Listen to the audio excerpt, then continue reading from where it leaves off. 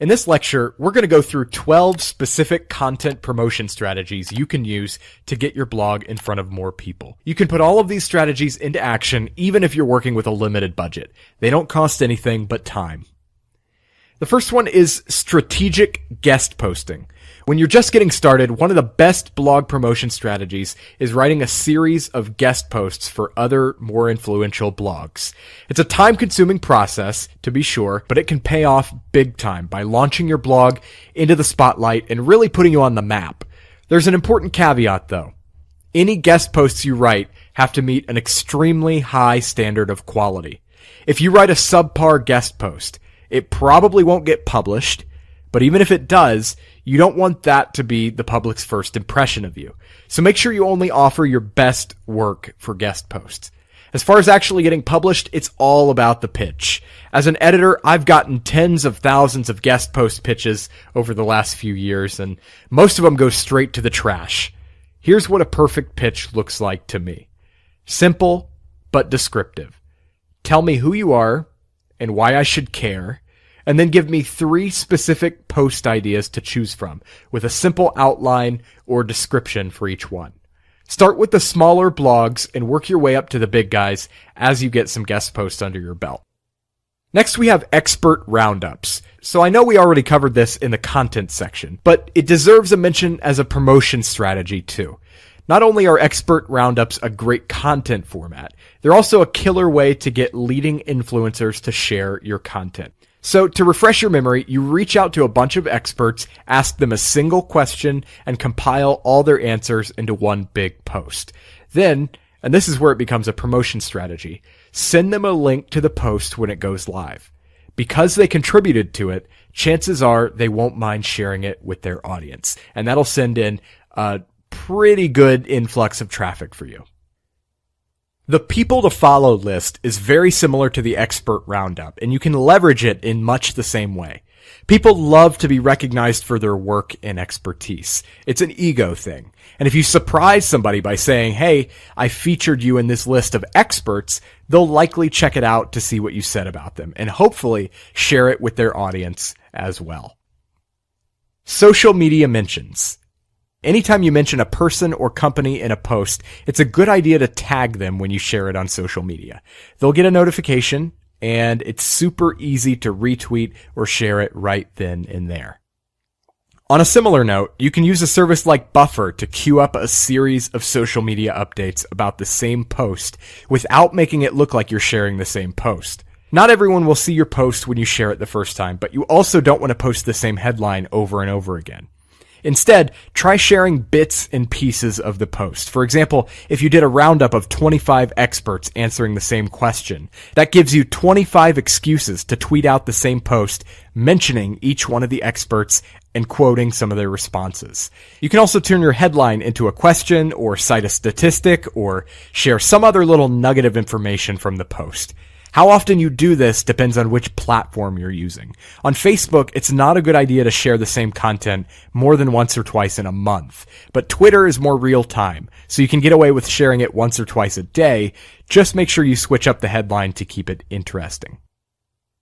We covered link roundups as a content idea earlier, and now we're going to look at the other side of the equation, which is getting yourself featured in someone else's roundup.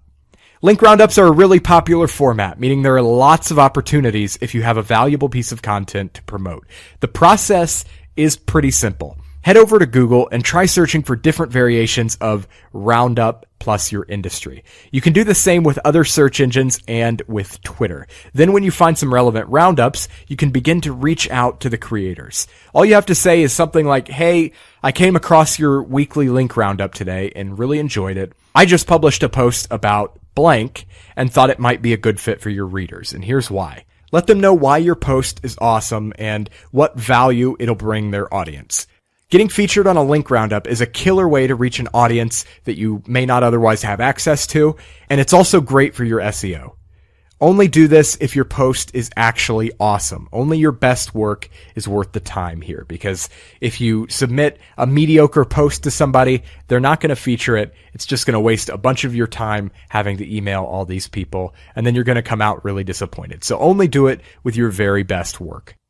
This next one is pretty obvious, but some people tend to forget. When you have fresh content, promote it to your email list. The people on your list have specifically requested to hear from you, probably because of content you've written before, so they're the best group of people to send new content to. They want it. They signed up for it.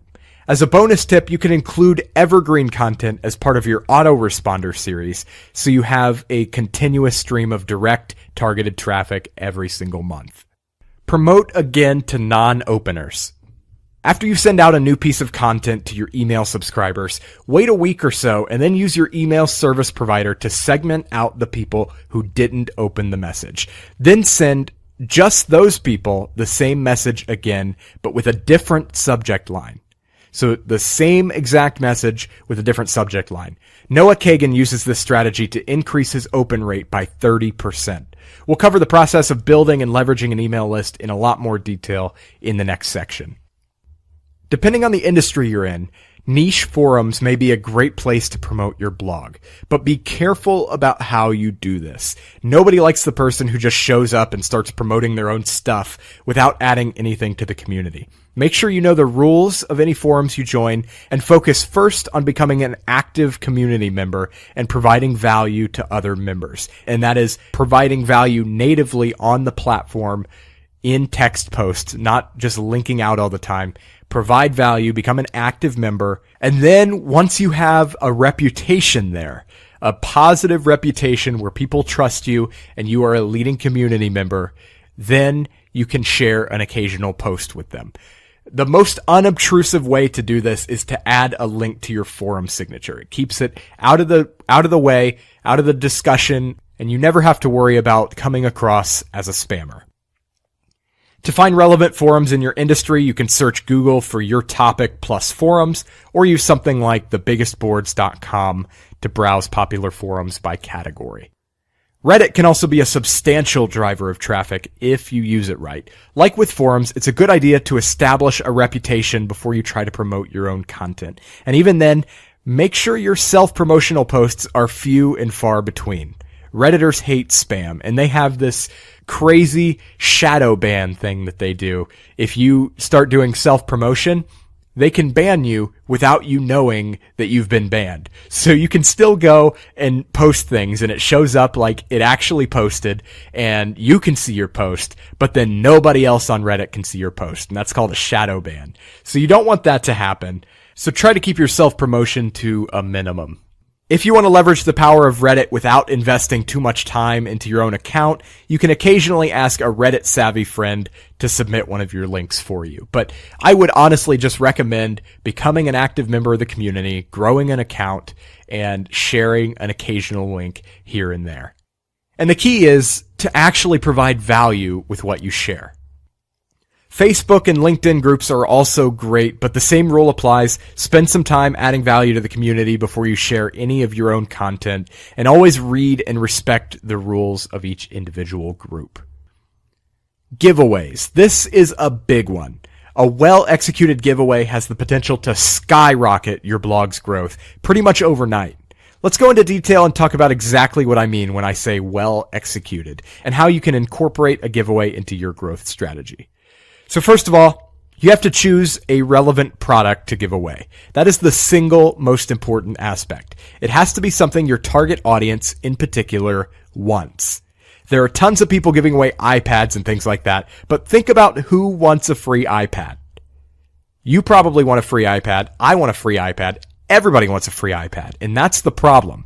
Giving away a generic product like that is going to generate a bunch of untargeted traffic, and you'll end up with an audience of random people who don't care about you or what you have to offer. So go with something that's highly desired, but appeals specifically to your audience.